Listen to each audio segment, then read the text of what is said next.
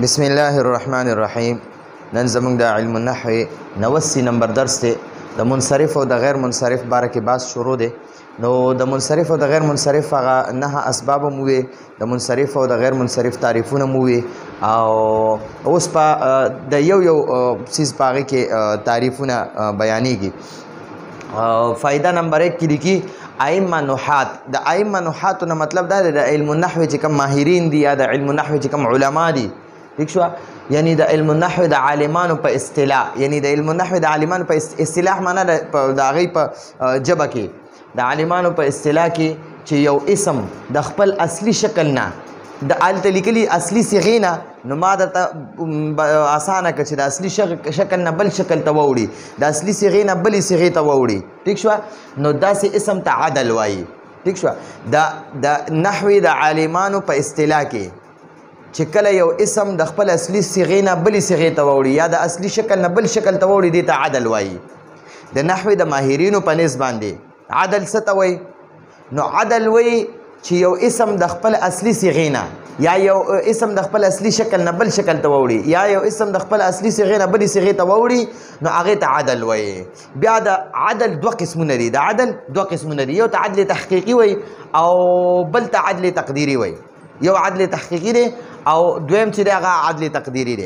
نو اول د عدل تحقیقي تعریف کو او یو مثال نیمې لیکو، او بیا د عدل تقدیري تعریف او مثال لیکو. نو د عدل تحقیقي تعریف، د عدل تحقیقي تعریف، عدل تحقیقي هغه عدل ته وایي، عدل تحقیقي هغه عدل ته وایي چې په حقیقت کې اصل موجود وي، هغې ته عدل تحقیقي یعنی حقیقت کې د هغه اصل موجود دی، ٹھیک شو؟ عدل تحقیقي ورته وایي. عدل تحقیقي څه ته وایي؟ چې په حقیقت کې اصل موجود وي. لکه ثلاثو چې دی که نه، ثلاثو معنا ده درې.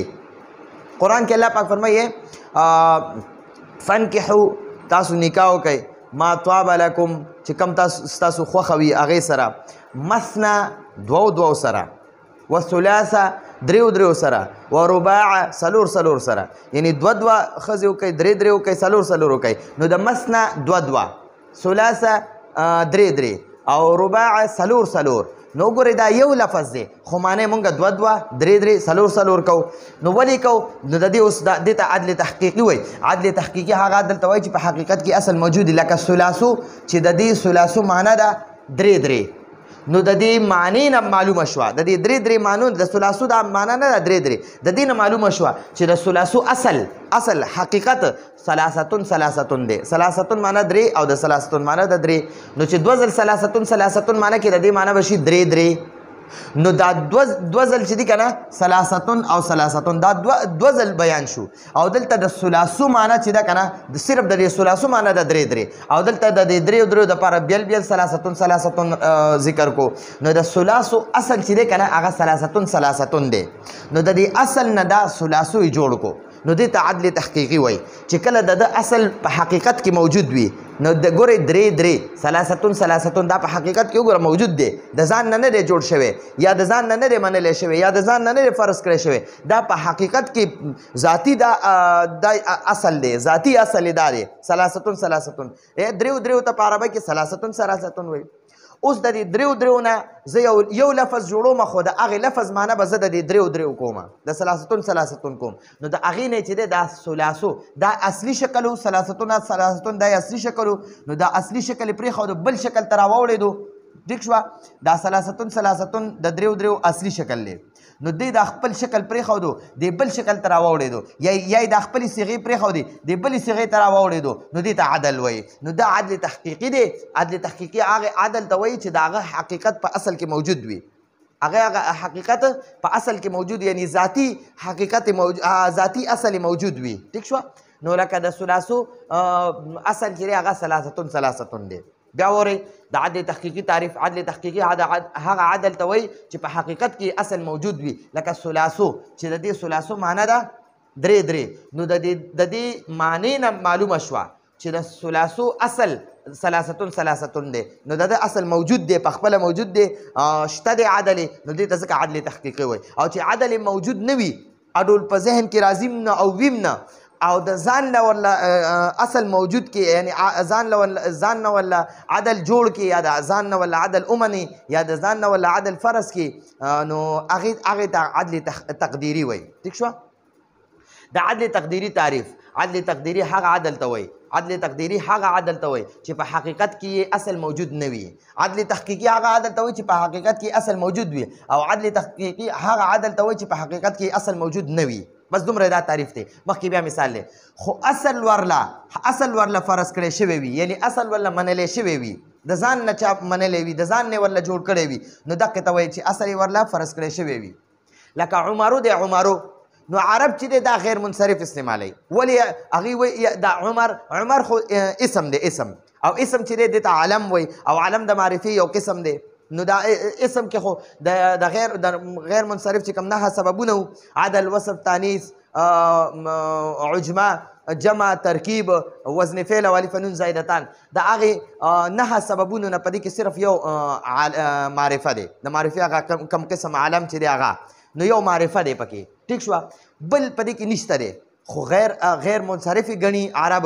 هغوی ولې وایي؟ هغوی وایي چې یاره د عمرو اصل چې دی که نه هغه نشته دی، خو موږ ول عامرون جوړ کړی دی چې یاره د عمرو چې دی دا د عامرون نه جوړ شوی دی. نو ګورئ دی عدل تحقیقي هغه عدل ته وایي چې په حقیقت کې اصل موجود نه وي، خو اصل ورله فرض کړی شوی وي، یعنی د ځان نه منلی شوی وي ورله. لکه عمرو چې دا لفظ چې دی د عمرو لفظ عرب چې دي که عرب دا غیر منصرف استعمالی.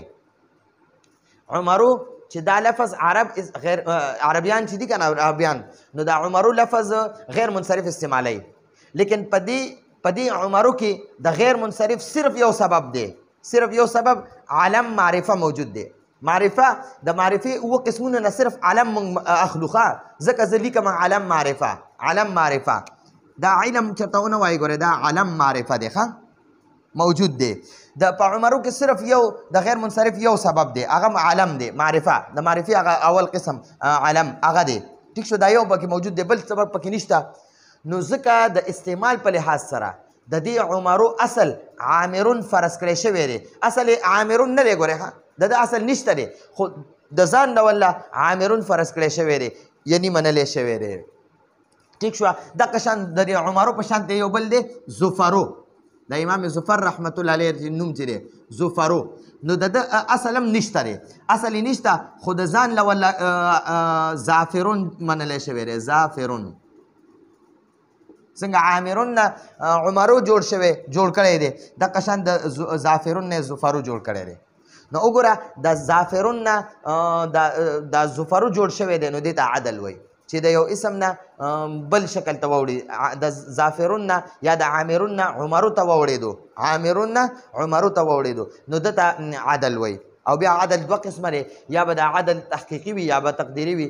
عدل تحقیقي هغه عدل ته وایي چې د هغه اصل حقیقت کې موجود وي، ذاتي اصل موجود وي. ٹھیک شو؟ لکه ثلاثو چې د ذاتي اصل چې دی ثلاثتون، نو دا ثلاثو د ثلاثتون نه جوړ شوی دی. ٹھیک شو؟ د ثلاثو معنی هم د درې او د ثلاثتون معنی هم د درې، نو د هغه ثلاثتون نه دا یو ثلاثو جوړ کړی دی، نو دې ته عدل تحقیقي وایي. او عدل تقدیري هغه عدل ته وایي چې په حقیقت کې اصل موجود نه وي، په حقیقت کې اصل موجود نه وي، خو د ځان نه ورله منلی شوی، د ځان له ورله جوړ کړی شوی وي، هغې یعنې د اصل ورله فرض کړی شوی وي. لکه عمرو چې دا لفظ د عمرو لفظ چې دی دا عربیان چې دی هغه غیر منصرف استعمالی، لیکن په دې عمرو کې د غیر منصرف صرف یو سبب علم دی، علم د معرفي هغه یو قسم معرفه، علم معرفه موجود دی. نو ځکه د استعمال په لحاظ سره د دې عمرو اصل عامرون فرض کړی شوی، یعنی منلی شوی دی. ٹھیک شوه؟ دغه شان د زفرو اصل چې دی هغه زافرون منلی شوی، فرض کړی شوی دی. نو دا د عدل تحقیقي او د عدل تقدیري تعریف. راتلونکي درس پورې اجازت غواړو. هذا هو المرام والله اعلم بحقیقة الكلام.